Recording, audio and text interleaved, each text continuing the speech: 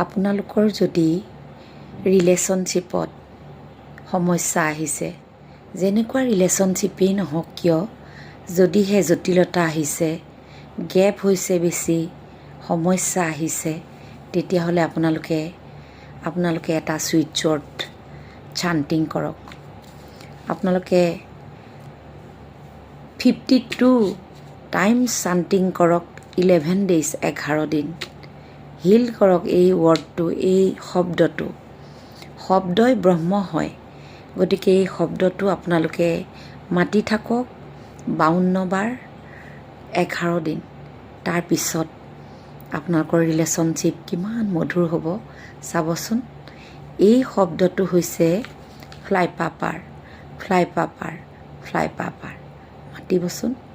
আপোনালোকে ৰিজাল্ট ক'ব, কমেণ্ট কৰিব মোৰ কমেণ্ট বক্সত, আৰু ফোন নাম্বাৰ মই আপোনালোকক দি দিম।